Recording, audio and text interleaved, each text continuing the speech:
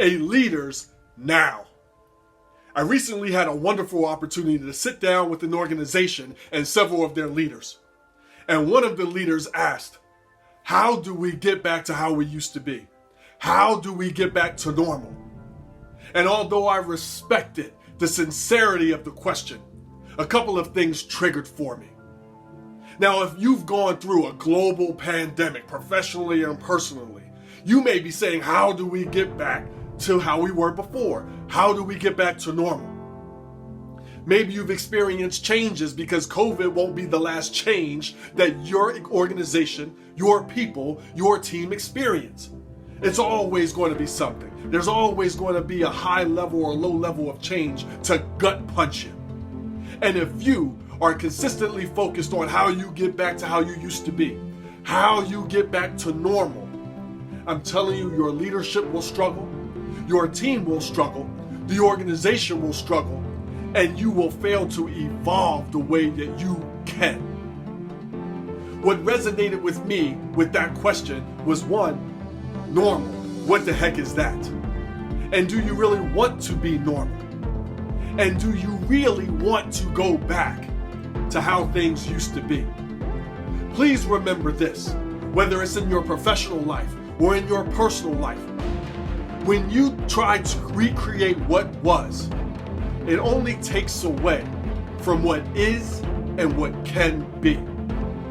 Let nostalgic moments be nostalgic. Right now, you're dealing with what's in front of you and what could evolve into.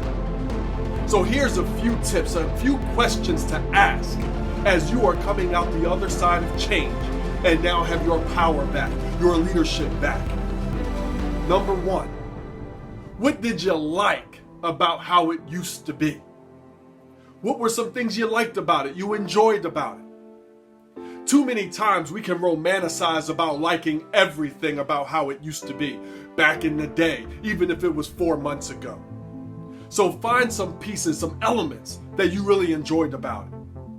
Now, is it reasonable, doable, and does it make sense to move forward with the good things and good ways of how it used to be? Perhaps the new people you have, the new technology that you now have, the new circumstances doesn't allow that way to be fruitful anymore. If so, great. If not, it's time to let it go and evolve. What did you like and what benefits you through the change? And maybe that change was COVID. There were some great things that organizations adopted, that you adopted, that families adopted. Maybe it's that you liked more one-on-one time with your family members. Maybe Zoom has now uploaded and had an impact, a positive impact. Maybe working remotely has been a positive impact. What did you like from that change period? And you are willing to maintain and evolve it as it goes. Number three, how now do you want things to be? Better for you, for your organization, for your team, your leadership, and overall work-life harmony. So what did you like from the past that you want to take with you if it's reasonable, doable, and makes sense? What did you like from the change pieces of it that you're going to include moving forward? And number three, what do you want to start to install that you've been waiting to install? And now it just doesn't make sense to keep pushing it off because now is here. When you apply those three things to your leadership, to your personal leadership, to your organization, and to your lifestyle, it's hard not to lose. It's hard not to win. So I hope that you enjoyed this. I hope that it resonated with you and you take these three tips to enhance your life, your lifestyle, your organization. If you like this, you're going to love everything at uevolvingnow.com.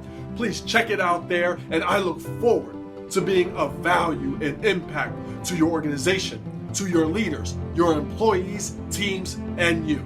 Until I see you next time, enjoy your evolution.